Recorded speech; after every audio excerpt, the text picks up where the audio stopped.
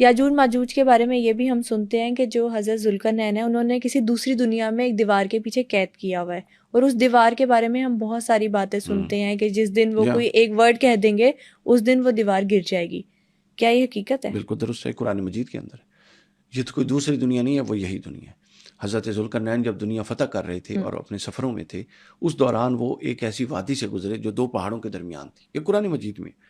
تو اس وادی کے ارد گرد جو آبادیاں تھیں، انہوں نے حضرت ذوالقرنین سے شکوہ کیا کہ یہاں ایک ایسی قوم رہتی ہے جو نہایت ظالم ہے، جو خون پی جاتے ہیں، جو چیتھڑے کھا جاتے ہیں، ہمیں مار دیتے ہیں، ان کے لیے کچھ علاج کریں. تو حضرت ذوالقرنین، اور ہم آپ کو کچھ دیں گے، قرآن میں عوض دیں گے، مال دیں گے. حضرت ذوالقرنین نے فرمایا اللہ کا دیا بہت کچھ ہے، تم میری مدد کرو. انہوں نے کہا لوہے کے ٹکڑے اٹھا کے لاؤ. اب دیکھیں کتنی پرانی بات، اور ٹیکنالوجی کا اندازہ کر لیں آپ. بالکل. ٹھیک ہے نا. اسی طرح آپ آج کی دنیا میں اگر ہم دیکھیں تو یہ کہتے ہیں نا کہ آج کی لوہا جو دنیا ہے وہ میں آپ کسی دوسری دنیا سے وہ آیا نہیں ہے. بنا سکتے جو اس وقت انہوں نے بنائی تھی.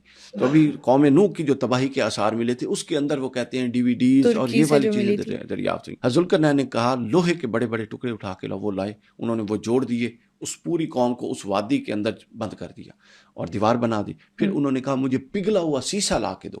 انہوں نے سیسا لا کے دیا، اس کے اوپر سیسا ڈال دیا اور پھر آگ لگا کے دھونک دی، قرآن کہتے ہیں. اچھا. تاکہ وہ آگ وہ اتنی مضبوط ہو گئی دیوار. اب وہ اس کے اندر ہے، وہ حدیث کے اندر ہے، وہ روزانہ اس دیوار کو کھرچتے ہیں، ختم کرنے کی، باہر نکلنے کی کوشش کرتے ہیں. اور جب وہ دیوار پیاز کا جو چھلکا ہوتا ہے نا، اتنی رہ جاتی ہے کہ وہ باہر دیکھ سکتے ہوتے ہیں، تو وہ تھک جاتے ہیں.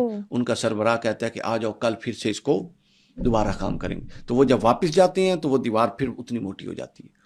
تو حدیث پاک میں ہے کہ ایک دن ایسا ہوگا کہ وہ جب اس کو بنا کے واپس جانے لگیں گے تو وہ کہیں گے واپس آ جاؤ، انشاءاللہ کل ہم اس کو توڑ دیں گے. تو جب وہ انشاءاللہ کہیں گے تو انشاءاللہ کی برکت سے کیا ہوگا، وہ دیوار دوبارہ واپس نہیں بنے گی، اتنی چھلکے کے برابر رہے گی.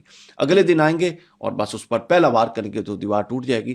پھر وہ حدیث پاک میں وہ اترائی ہر بلندی سے یوں اتر رہے ہوں گے، اور کہتا ہے اتنے ہوں گے کہ زمین پہ پاؤں رکھنے کی جگہ اور نہیں ہوگی. ہالی ووڈ کی بہت ساری موویز اس کانسیپٹ پہ بنی. آپ دیکھیں اس طرح کی عجیب و غریب مخلوقات نا پہاڑوں سے یوں دوڑ کے آ رہی ہیں.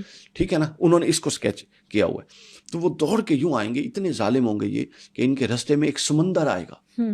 سمندر اب کتنا بڑا ہوتا ہے، آپ نے دیکھا ہے نا، بے شک کتنا بڑا ہوتا ہے. وہ سمندر کا پانی اس طرح پی جائیں گے کہ ان کے پیچھے ایک قافلہ گزرے گا، وہ کہے گا یہاں تو سمندر تھا ہی نہیں، یوں خشک ہو جائے گا. اتنی خشکی ہو جائے گی. پھر وہ لوگوں کو ماریں گے، تباہی اور بربادی مچائیں گے. حتیٰ کہ حضرت امام مہدی فوت ہو چکے ہیں. یاجوج ماجوج کے ٹائم امام مہدی نہیں ہے، یہ بات ذہن میں رکھنی. حضرت عیسیٰ علیہ السلام اللہ کی بارگاہ میں دعا کریں گے کہ مولا یہ جو مومنین بچ گئے ہیں ان کو اس سے نجات دے، یاجوج ماجوج سے.